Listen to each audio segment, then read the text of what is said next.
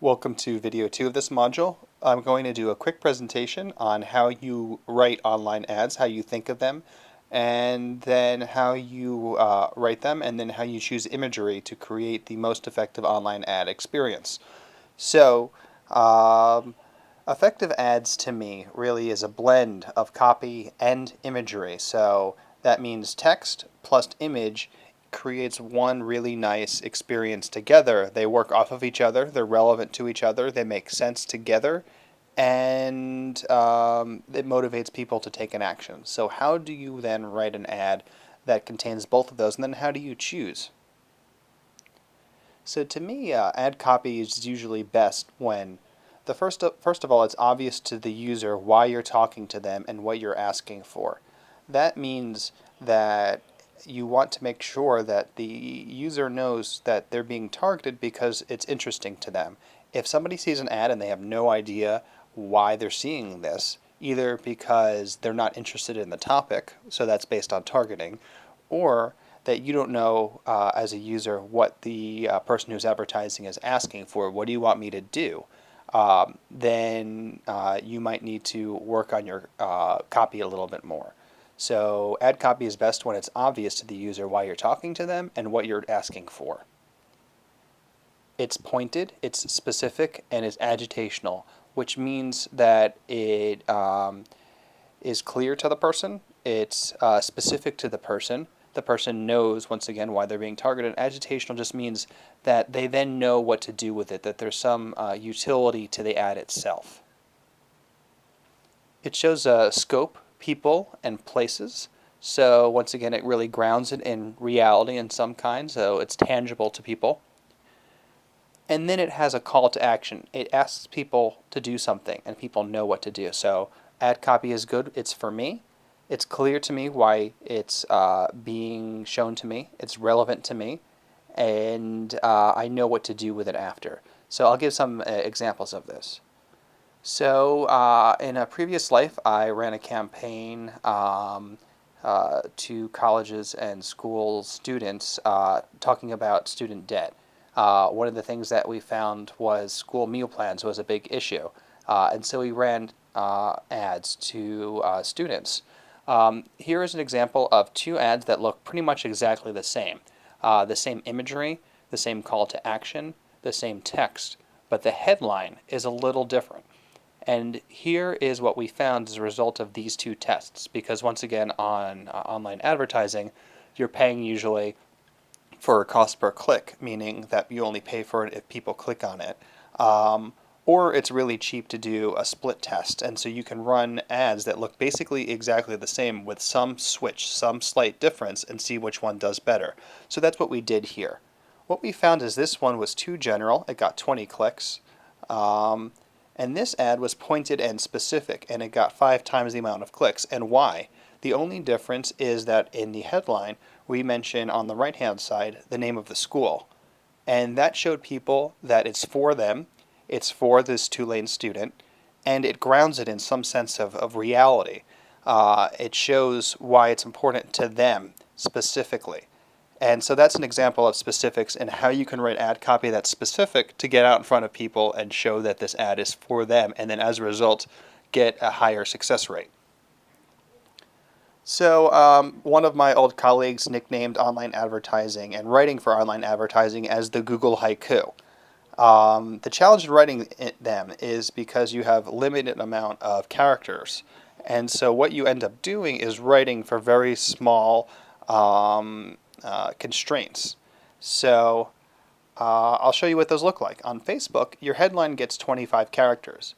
Your first line gets 90 characters, and if you choose to do a second line, especially in the news feed ad, you'll get up to 200 characters there as a descriptor, and I'll show you what that looks like in next slide.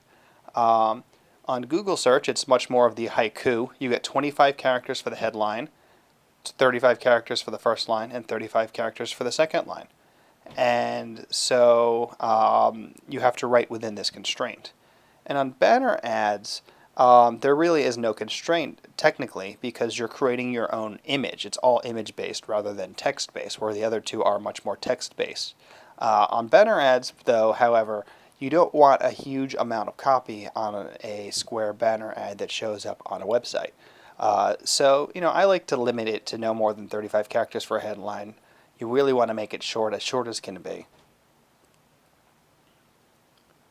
So how do you work in these constraints? Sometimes even an elevator pitch is too large for an ad.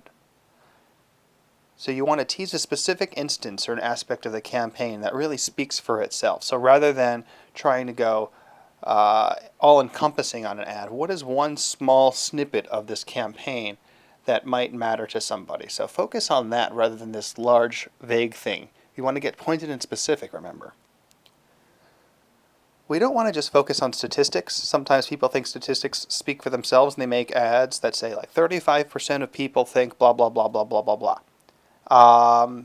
Statistics don't really resonate with people. You want something that really elicits some sort of an emotion. So what aspect of a campaign is specific and can become emotive? The other thing is you want to be clever, but not too clever. So sometimes people, when they write online ads, or ads in general, they want you to think really hard on it. And people just don't behave that way. People are, if they're confused about something, they won't give it a second thought, especially an ad. How many times have you seen an ad, you go, oh, that doesn't make sense, and you could just go quickly to the next thing.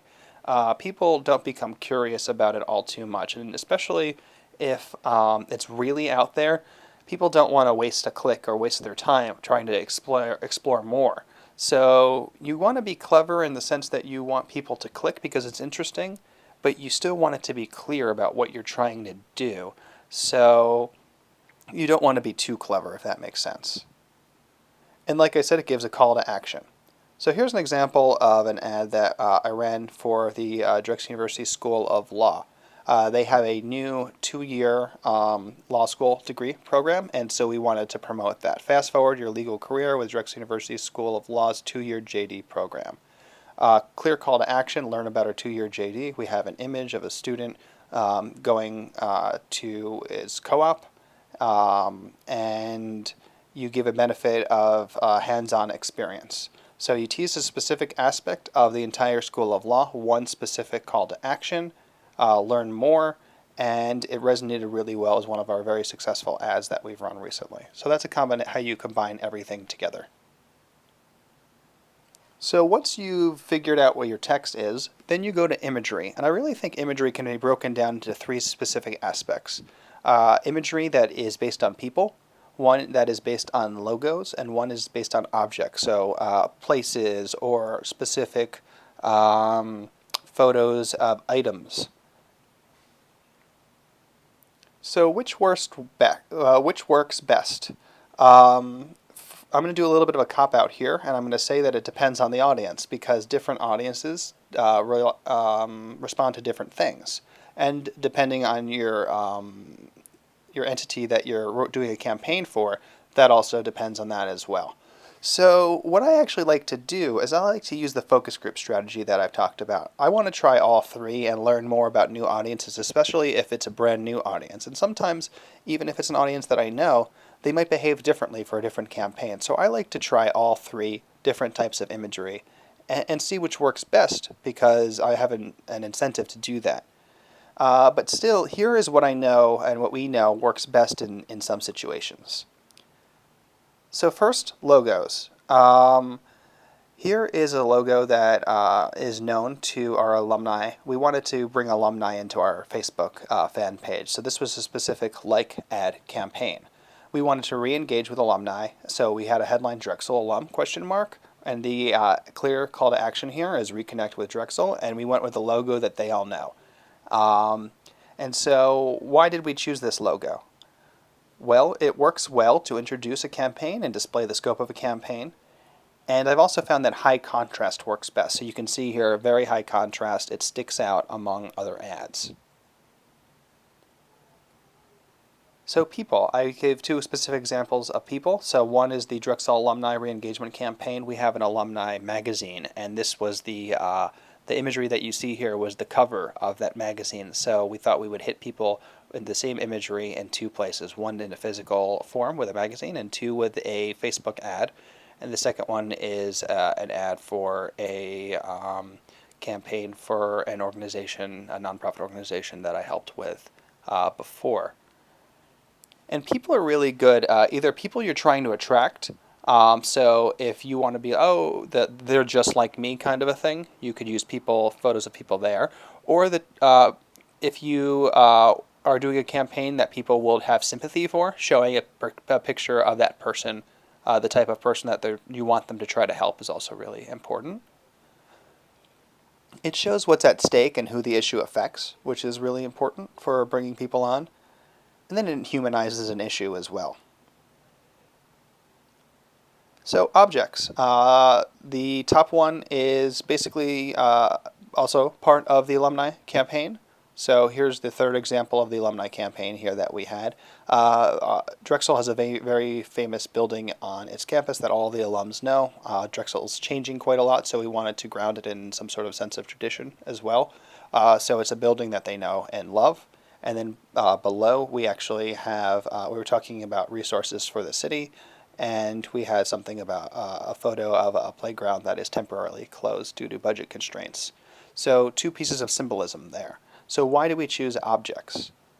To convey notions to the general population, so kind of a metaphor, symbolism aspect of it. And then going to the offbeat and the clever but not too clever thing. Unusual, out-of-place imagery can work well, but you should really want it to be purposeful. So grounded in some real sense of purpose that makes a lot of sense. So then how do you apply all of this? So you want to think about the stakeholder groups you want to appeal to. So who is it that you want to appeal to? And what do they care about? So going back to the psychographics, the demographics, all of that discovery process that we talked about in the first half of the course. Then you want to write copy for the group that you've chosen with a call to action that matters to them. What matters to them? And then going with that. Then you want to choose the image type and the image. So do we want to do logo, people, and places? And then what's the image we want there? And like I said, remember, you can always test the messages. You can always write different copy, different images for different stakeholders, and see what works. So that's how to think of online ads, how to think of text, how to think of images, and then how to apply it to your campaign.